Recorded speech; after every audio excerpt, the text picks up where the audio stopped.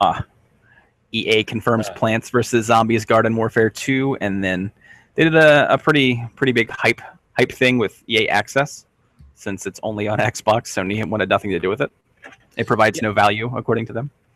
And that's I guess unfortunate for PS4 owners, because I have EA Access, and for $5 a month, I would say it's an exceptionally good value. I mean, even the vault that's in there now, the library of games, is solid. You can get stuff like Plants vs. Zombies, Battlefield 4, Need for Speed, the newest, not the newest, actually, yeah, the newest Madden's in there now, FIFA. Yeah. There's a huge library of games. You're paying $5 a month. You think about it, if you bought any of those games new, that's $60. So that's a year of EA Access for a single game, basically. Well, no, it's $5 a month, but you can get a whole year for $30. So, okay. I mean, it's a great deal if you're into it. Personally, I don't really care for sports games, but you know, I would check out Need for Speed Rivals. I would check out Plants vs. Zombies Garden Warfare. They just added Titanfall the other day. And then this summer they're adding in Dragon Age Inquisition, which won tons of Game of the Year awards, and I put 140 hours into the game easily, and for $5 to invest into that for a month, it's well worth it. And the thing with the vault that I really like is that EA, of all companies, you know, they're not going to take anything away from the vault. Anything that's put into the vault is there forever. So if there are games in there today you're interested in, you don't have to worry about joining next month and them taking them out to add in new stuff. Everything that's in there is the vault is just going to gradually get bigger and bigger and bigger. It's never going to remove anything. And for $5 a month, it's 2 Redbox movies essentially, and you get a whole month of whatever games are in their vault. Even if you hate Madden, play it for the achievements. Yeah. So Dragon Age Inquisition, that's huge. I didn't expect that one to drop in the vault so soon, but that's what I'm definitely going to jump on. And then Titanfall's huge. It's been around for a while, but still, that's like, those are 2 really big games that are going to be added to the vault. And is that season pass still free? And the season pass is still free, yeah. So you can get Titanfall for $5 essentially, and then all of the DLC for free. So yeah, and I'm not sure when this is going to air, but the vault, it's EA Access is free for the week of E3. So starting on Tuesday or Monday until I think next Monday or Tuesday, you can actually play any games in the vault for free to check out Access. Yeah, so that's cool. If you're not sure about it, you want to see what's in there, yeah, just check it out. It's definitely worth it.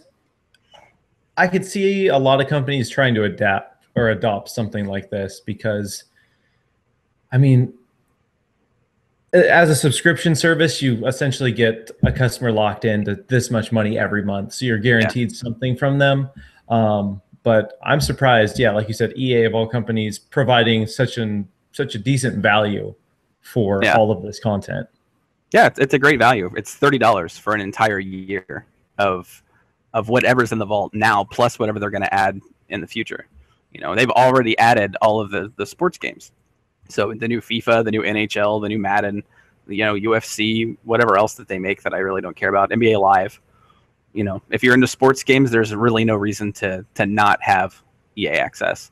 For me, I don't have it because there's just not enough in there that I'm interested in that I don't already have. I already have Peggle 2. I've already played Need for Speed Rivals. But, you know, what they do have in there is it's a lot of great stuff if you're into sports. Yeah, you get that. You also get to try games, I think, like 3-4 days before they come out. They give you... Yeah, I think it's like 5 days or something like that. They give you 6-hour demos for all their games before they come out. And that allows you to pre-install them as well. So if you decide you want it, the day it comes out, you'll have it pre-installed, and they give you 10% off for being a member too. So I don't know. It's a good deal. I don't regret it. I pay my $5 happily. Nah, I mean, if they had more stuff in there that I haven't already bought or played, I would be all over it. Let's see. Then we got, what's that? Forza 6? Forza 6 Motorsport details announced. So that's coming out, kind of the typical September window. Yeah. I think that's actually the next big release for Xbox is Forza 6. Yeah, I think so. I can't think of anything coming out before that. Summer's usually a slow season.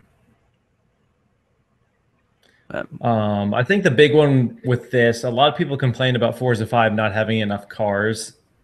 because they built the game from the ground up for Xbox One, so it was a new engine. They rebuilt all of the cars, all of the tracks. Yeah. So a lot of people kind of complained that there wasn't a lot of content for Forza 5. But this one is going to have 450 cars when it launches, plus the absurd amount of DLC that is sure to come. Yeah. Yeah. If any game gets an absurd amount of DLC, it's always Forza. And apparently, according to the presentation, it's pronounced Forza. Forza, that's right. I always hear people say that. It doesn't feel natural. I don't want to. It doesn't. So I'm going to keep saying Forza. I hope that's okay. I'm going to keep saying Forza as well. I don't care if I sound like a jackass. That's clearly a Z, not a ZTA. Yeah, I know. Forza. Yeah.